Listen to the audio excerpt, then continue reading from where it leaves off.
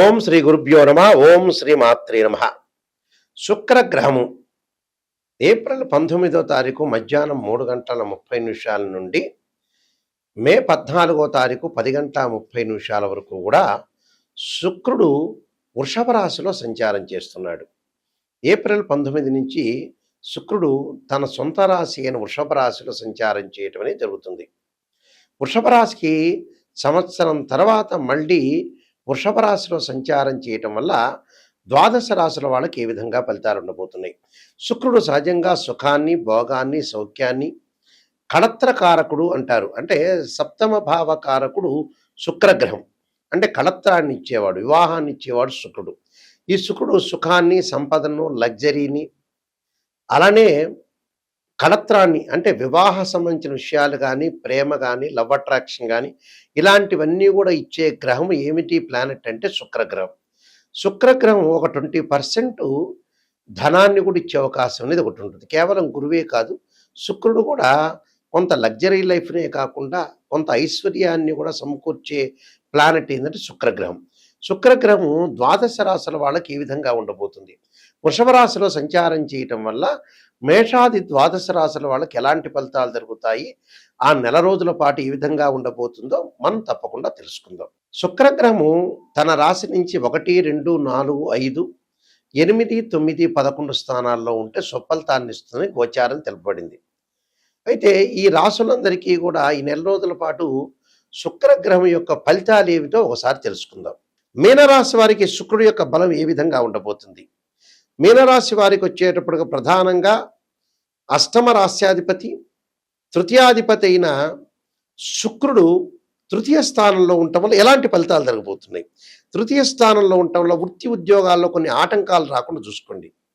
ఏదైనా మీరు బిజినెస్ పెట్టారంటే అందరిని అడిగి ఆచితూచి పెట్టండి, కానీ నూతన వ్యాపారం ఏది పెట్టద్దండి. ఉన్న వ్యాపారాన్ని కొనసాగించండి. ఉద్యోగులకి వచ్చేటప్పటికల్లా పై ఆఫీసర్ల వల్ల అధికారుల యొక్క చికాకులు కలగటం ఒకటి, నిరుద్యోగులకు వాళ్ళు ఆశించినంత ఉద్యోగం రాలేకపోవటం ఒకటి, అలానే ధన నష్టం కలగకుండా చూసుకోండి. చేయు పనులలో మీకు వెన్నుపోటు పెట్టేవాళ్ళు ఎక్కువ మంది ఉంటారు. శత్రువులు బాగా పెరిగే అవకాశాలు ఎక్కువ ఉంటుంది. శత్రువుల యొక్క వృద్ధి కలిగే అవకాశాలు ఎక్కువ ఉంటాయి. కుటుంబంలో అనారోగ్య విషయంలో కొంత జాగ్రత్త ఉండాలి. దీర్ఘకాలిక వ్యాధులు రాకుండా చూసుకోవాలి. ఉన్నవాళ్ళు దాన్ని పెరగకుండా చూసుకోవాలి. అలానే అధిక వ్యయం కలిగే అవకాశం, హాస్పిటలైజేషన్ కూడా అధికంగా డబ్బులు ఖర్చు చేసే అవకాశాలు ఎక్కువ ఉంటాయి. దాయాదులతో విరోధ భావాలు కలగటం, నమ్మిన వారి వల్ల కూడా కొంత మోసపోయే అవకాశాలు ఎక్కువ ఉంటాయి. ఊహించని ప్రయాణాల వల్ల కూడా వ్యయ ప్రయాసాలు కలిగే అవకాశాలు ఎక్కువ ఉంటాయి. శ్రమకు తగ్గిన ఆదాయం ఉండే అవకాశం అనేది ఉండదు. కాబట్టి మనం ఎంతైతే కష్టపడుతున్నామో దానికి సంబంధించిన ఆదాయం తగ్గే అవకాశాలు బాగా ఎక్కువ ఉంటాయి. కాబట్టి కొంత జాగ్రత్త వహించాలి. జాగ్రత్త వహించి ముందుకు వెళితే మనకు మంచి జరిగే అవకాశాలు ఎక్కువగా ఉంటాయి. కొన్ని నేను పరిహారాలు చెప్పబోతున్నాను. ఆ పరిహారాలు మీరు పాటించండి. పాటించటం వల్ల కూడా మీకు మంచి జరిగే అవకాశాలు ఖచ్చితంగా ఉంటాయి. శుక్రగ్రహం అనేది ఎవరి జాతకంలో అయినా సరే నీచపడినా, అలానే 6, 8, 12 స్థానాల్లో ఉన్న, అంటే వాళ్ళ జన్మలగ్నం నుంచి 6, 8, 12 స్థానాల్లో ఉన్న అది దోషంగా పరిగణిస్తాం. శుక్రుడు పుష్యమి, అనురాధ, ఉత్తరాభాద్ర నక్షత్రంలో ఉండకూడదు. అశ్విని, మఖ, మూల నక్షత్రాల్లో ఉండకూడదు. ఆరుద్ర, స్వాతి, శతభిష నక్షత్రంలో ఉండకూడదు. మృగశిర, చిత్త, ధనిష్ట నక్షత్రాల్లో ఉంటే కూడా శుక్రుడు దోషం కలిగినట్టుగా మనం భావిస్తాం. శుక్రుడు రాహుతో కానీ, కేతువుతో కానీ, కుజుడితో కానీ, శనితో కానీ కంజంక్షన్ కాకూడదు, కలవకూడదు. వారి జన్మలగ్నం నుంచి 6, 8, 12 స్థానాల్లో శుక్రుడు ఉన్నా కూడా దాన్ని శుక్రదోషంగా మనం పరిగణిస్తాం.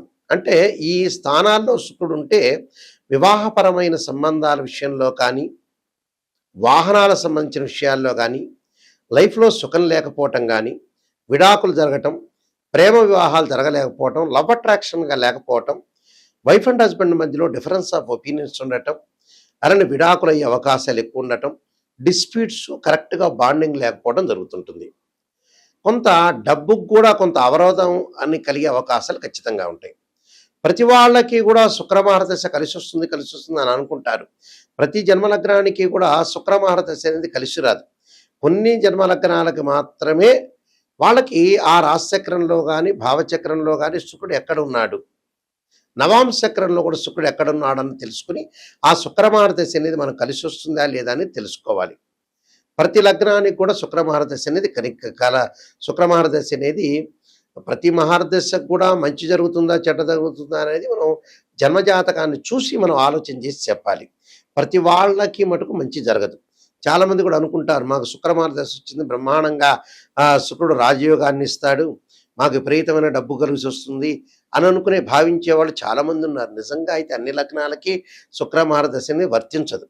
కానీ ఇందులో గోచారం వేరు, బర్త్ చార్ట్ వేరు. ఇప్పుడు మనం చెప్పేది ఏంది? గోచారం. గోచారానికి అలానే బర్త్ చార్ట్కి లాట్ ఆఫ్ డిఫరెన్స్ ఉంటుంది. అంటే what is the difference between transit system and birth chart. Transit system అంటే గోచారం. గోచారం అంటే సహజంగా ఓ చెట్టు ఉంటుంది, ఆ చెట్టు కొమ్మలు ఉంటాయి, ఆ కొమ్మలకు ఆకులు ఉంటాయి. ఆకులు ఎలా ఉంటుంది? రైన్ సీజన్లో వస్తాయి, వింటర్ సీజన్లో అలానే ఉంటాయి, సమ్మర్ సీజన్లో కిందకి రాలిపోతుంటాయి. కానీ వేళ్ళు అనేది బర్త్ చార్ట్, నాటల్ చార్ట్ అంటారు. ఆ బర్త్ చార్ట్లో ఎప్పుడూ కూడా మనకైతే వేళ్ళు అనేది ఉంటాయో ఆ వేళ్ళు స్టాండర్డ్గా ఉండాలి. ఆ వేళ్ళు అంటే బర్త్ చార్ట్ అంటే మనం పుట్టినప్పుడు డేట్ ఆఫ్ బర్త్ టైము తీసుకొని ఆ బర్త్ చార్ట్ను చూస్తే ఆ బర్త్ చార్ట్ అనేది మనకు అనుకూలంగా ఉంటేనే మన లైఫ్ అనేది అనుకూలంగా ఉంటుంది. గోచారం ఎప్పుడు కూడా 20% మాత్రమే సపోర్ట్ ఉంటుంది. అంటే ఎంత కృషి చేసినా ఆవగిందంత అదృష్టం ఉండాలంటారు. ఆ అదృష్టం మాత్రమే గోచారం. కానీ నిజంగా బర్త్ చార్ట్ చాలా మోస్ట్ ఇంపార్టెంట్.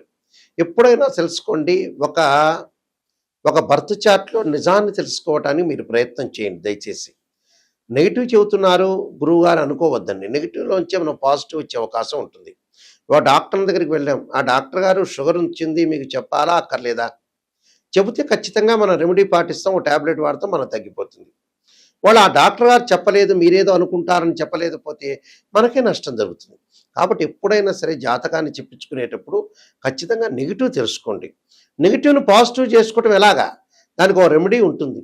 మనం జాగ్రత్తలు తీసుకోవాల్సిన సూచనలు ఉంటాయి. దాన్ని బట్టి మనం ముందుకు వెళ్ళామనుకోండి మంచి జరిగినట్టే, మనమే నిజంగా సూపర్ స్టార్స్ అయినట్టే. నెగిటివ్లోంచి ఎప్పుడైతే పాజిటివ్ చేసుకుంటారో వాళ్ళు నెంబర్ 1 స్థాయికి వెళ్ళే అవకాశాలు ఖచ్చితంగా ఉంటాయి.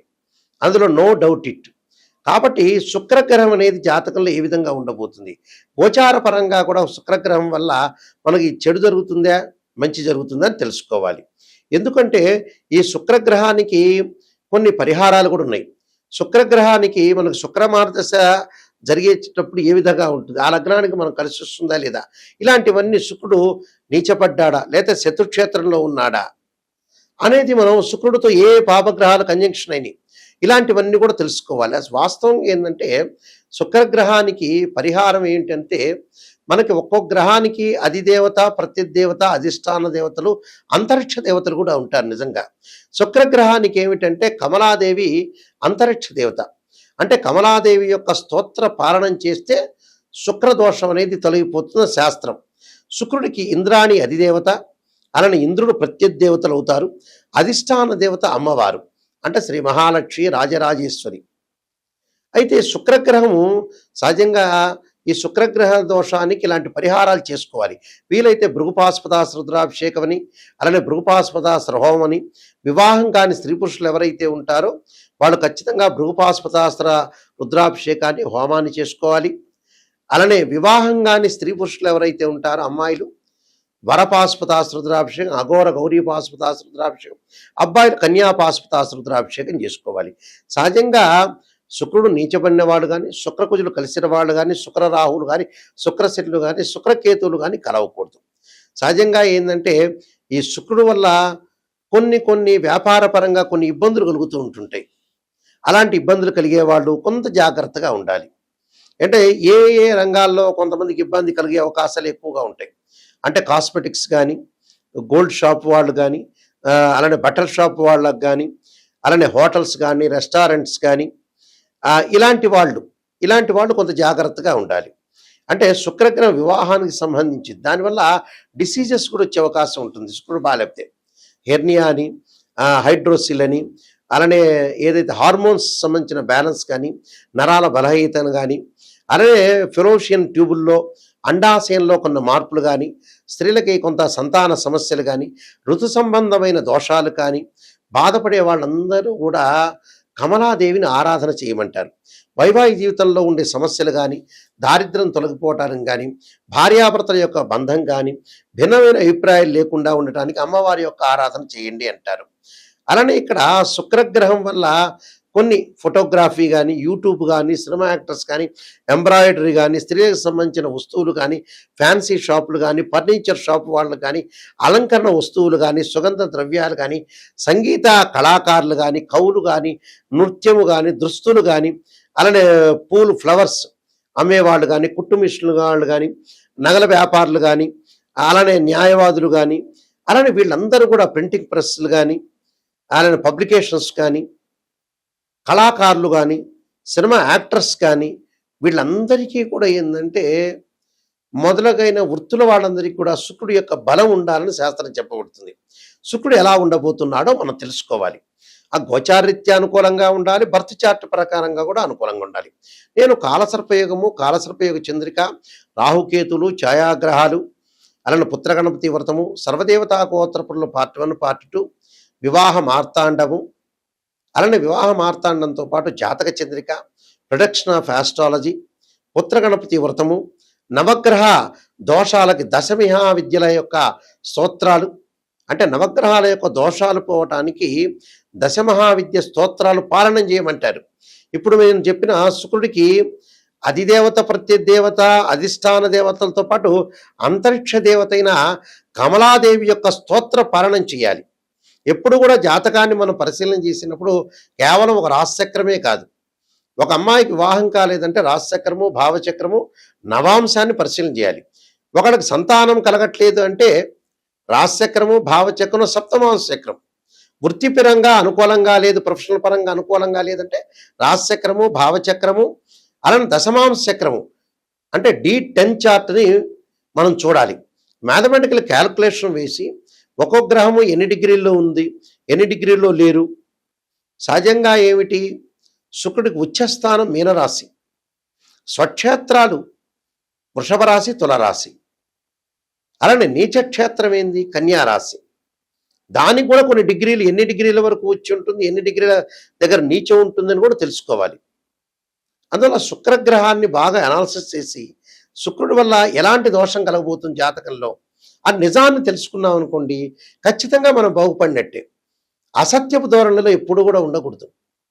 నిజం తెలుసుకోలేదనుకోండి, మనం మోసం చేసుకున్నట్టు అర్థం. ఎదుటి ఆస్ట్రాలజర్కి ఏం ప్రాబ్లం ఏం లేదు. మనం ఒక ఆస్ట్రాలజర్ని అప్రోచ్ అయితే గురువుగారు నిజం చెప్పండి అని చెప్పాలి. నిజం చెప్పకుండా పర్వాలేదులేండి మీరు చెప్పండి, మీరు మాకు నెగిటివ్ వద్దు పాజిటివ్ వద్దు అనగానే మీ కన్సల్టింగ్ ఫీజు ఇవ్వగానే ఆయన సంతోషించి పాజిటివ్ చెబుతాడు. అప్పుడు నష్టం జరిగేది ఆస్ట్రాలజర్కి కాదు, మీకే. గుర్తుపెట్టుకోండి, నేను రియలిస్టిక్ చెబుతున్నా. నిజాన్ని ఎవరైనా సరే నిజం తెలుసుకోండి, దాన్ని పరిహారాలు పాటించండి, బాగుపడే అవకాశం ఖచ్చితంగా ఉంటుంది. చాలామంది కూడా వస్తారు 70 ఏళ్ళకి గురువుగారు, నాయకంటి గారు ఏం ప్రొఫెషన్ చేయాలి, ఏం డబ్బులు సంపాదించాలని చెప్పేవాళ్ళు ఉంటారు. అనవసరంగా టైం వేస్ట్ చేసుకోవద్దండి. 55 ఏళ్ళు 60 ఏళ్ళు దాటంగానే మనిషి బతకటం బోనస్ మార్కులతో బతకటం. ఆ తర్వాత ఏమి లేదు, రెస్ట్ చేయాలి. మీరు రెస్ట్ చేసుకోవాలి, ప్రశాంతంగా ఉండాలి, ఉంటే సంపాదించాలి, లేకపోతే చాలా జాగ్రత్తగా డబ్బుని యూజ్ చేసుకుంటూ ముందుకు వెళ్ళాలి.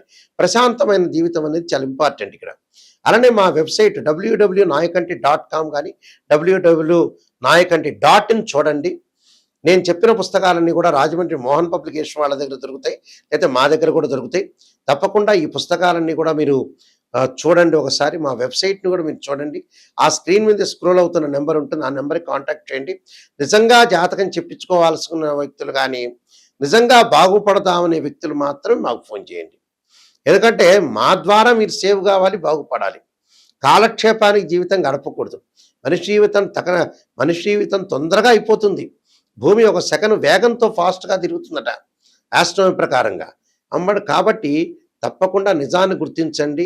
జాతకపరంగా దోషాలు నివారణ చేసుకొని మీరు ముందుకు వెళ్తే చాలా మంచిది. ఎందుకంటే శుక్రగ్రహం వల్ల స్త్రీలకు కూడా చాలా ఎలాంటి ఫలితాలు జరగబోతున్నాయి అంటే, స్త్రీలకు సంబంధించిన సంక్షేమ శాఖలో కూడా ఏ విధంగా ఉండబోతున్నాయి, ఆహారం అలవాట్లు, కాస్మెటిక్స్, ఫ్యాషన్ టెక్నాలజీ, ఇలాంటి ఇంజనీరింగ్, ఫ్యాషన్ టెక్నాలజీ ఇంజనీరింగ్, ఇలాంటివన్నీ కూడా చూసుకోవాలి మనం. ఫాస్ట్ ఫుడ్, హోటల్స్, వ్యాపారాలు, అలాగా వీడియో షాప్స్, పెయింట్స్, బంగారం, వెండి, డిపార్ట్మెంటల్ స్టోర్స్, క్లాత్ షోరూమ్స్, ఇవన్నీ కూడా శుక్రగ్రహానికి సంబంధించిన కారకత్వాలు అంటారు. ఈ ప్రొఫెషన్ అంతా కూడా శుక్రగ్రహం బాగున్న వాళ్ళు చేస్తారు. ఒకళ్ళు చేశారనుకోండి, బాగలేదనుకోండి, ఆ శుక్రగ్రహం బాగలేనట్టు. కాబట్టి జాతక చక్రంలో శుక్రుని యొక్క అంతర్దశలేంది, దశలేంది, శుక్రుడు ఎక్కడున్నాడు అని తెలుసుకొని ముందుకు వెళ్ళండి. ఆ స్క్రీన్ మీద స్క్రోల్ అవుతున్న నెంబర్ ఉంటుంది. ఆ నెంబర్స్ అన్నీ కూడా నా దగ్గరికే డైరెక్ట్‌గా వస్తాయి. తప్పకుండా మీరు నెంబర్‌కి ఫోన్ చేయండి. నిజం తెలుసుకునే వాళ్ళు మాత్రమే నా దగ్గర ఫోన్ చేయండి. మీరందరికీ కూడా మంచి జరగాలని ఆశిస్తూ, శ్రీ పరమేశ్వరుడి యొక్క కరుణా కటాక్షం ఉండాలని ఆశిస్తూ, సర్వే జనా సుఖినో భవంతు.